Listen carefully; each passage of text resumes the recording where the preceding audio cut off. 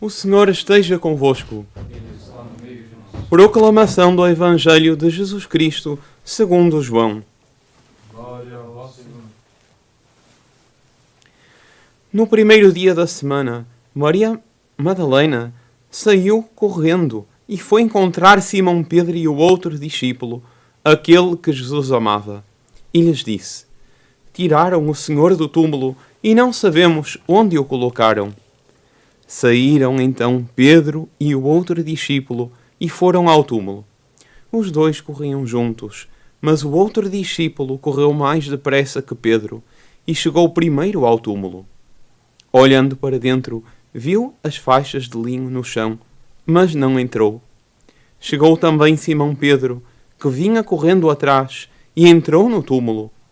Viu as faixas de linho deitadas no chão e o pano que tinha estado sobre a cabeça de Jesus, não posto com as faixas, mas enrolado num lugar à parte. Então entrou também o outro discípulo, que tinha chegado primeiro ao túmulo. Ele viu e acreditou. Palavra da salvação. Glória a vós, Senhor. Ave Maria, cheia de graça, o Senhor é convosco. Bendita sois vós entre as mulheres, e bendito é o fruto do vosso ventre, Jesus. Santa Maria, Mãe de Deus, rogai por nós, pecadores, agora e na hora de nossa morte. Amém. Queiram sentar-se, por favor. Nós temos hoje a liturgia deste apóstolo, São João Evangelista. Apóstolo tão fascinante, porque ele tem traços totalmente distintos na sua alma. As virtudes na alma dele, presentes na alma dos demais apóstolos, nele refulgiam de uma forma toda especial. E porquê? Certamente porque ele tinha um aspecto muito característico em sua alma, um dom muito especial com o qual Deus lhe quis galardoar, que foi o dom da virgindade. Nós sabemos que nem todos os apóstolos, alguns foram casados. São Pedro, por exemplo, não se fala no Evangelho da sua esposa, mas sabe-se que tinha uma sogra. De São João, não. Nós sabemos que Deus o escolheu desde o princípio para esse dom da virgindade. E há algo muito bonito a respeito dele e que se relaciona com esse primeiro dom, e que é o relacionamento dele com Nossa Senhora. Nossa Senhora é-lhe dada junto à cruz por Nosso Senhor, é-lhe confiada. Quando Nosso Senhor diz a Nossa Senhora: mulher, eis o teu filho, e depois diz a São João: filho, eis a tua mãe. E o que comentar desse relacionamento de alma dele com Nossa Senhora e das virtudes dele? Um dia São Domingos de Gusmão, um grande santo pregador, estava na Catedral de Notre-Dame, e era justamente o dia 27 de dezembro. Era a festa de São João Evangelista, e ele ia fazer um sermão para os principais doutores da Universidade de Paris. E quando ele estava na sacristia a rezar o seu terço para preparar o seu sermão, pedir ajuda à Nossa Senhora apareceu a São Domingos de Gusmão e disse-lhe: meu filho, lê este sermão.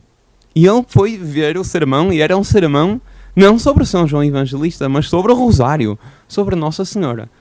E então ele limitou-se a dizer de São João Evangelista que São João era devoto de Nossa Senhora, e depois fez um sermão sobre Nossa Senhora. Nós bem poderíamos hoje fazer um sermão sobre Nossa Senhora, sobre o Rosário, mas vamos nos centrar em poucos minutos na ligação de São João com Nossa Senhora.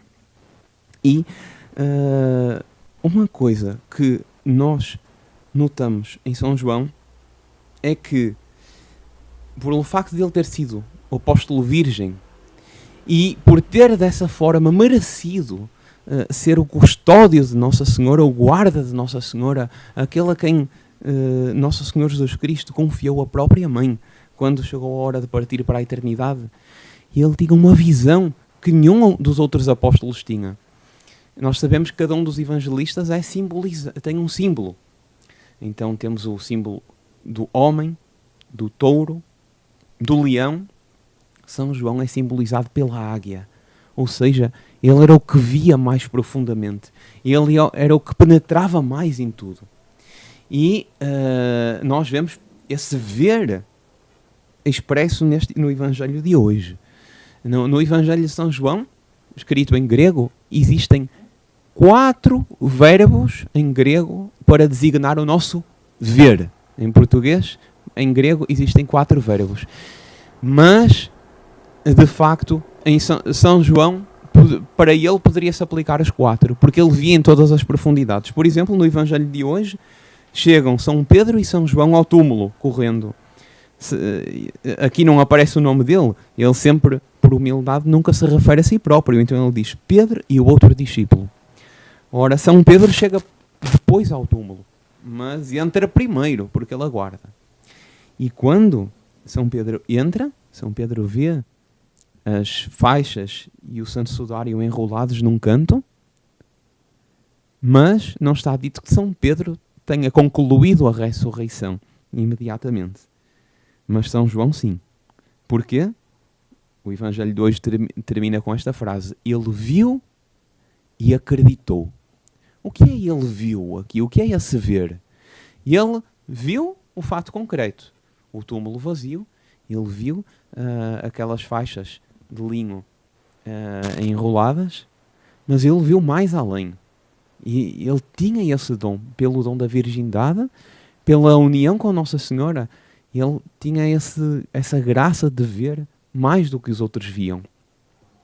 Mas, numa outra ocasião no Evangelho, um fato muito bonito também, estão os apóstolos pescando, já depois da ressurreição, porque não tinham muito o que fazer, ainda não tinham recebido o Pentecostes, e a dada certa noite não tinham pescado quase nada, e aparece alguém na praia e diz: rapazes, tendes alguma coisa para comer? E eles: não temos nada, andamos a pescar toda a noite, mas não temos nada. E esse homem, esse freguês que estava na praia, diz-lhes: então deitai as redes do outro lado do barco. E eles deitam, e quando começam a puxar as redes estão cheias de peixes.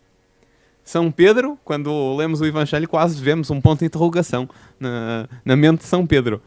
Ele não tinha entendido. Mas São João imediatamente diz: é o Senhor. Ele foi o primeiro a ver.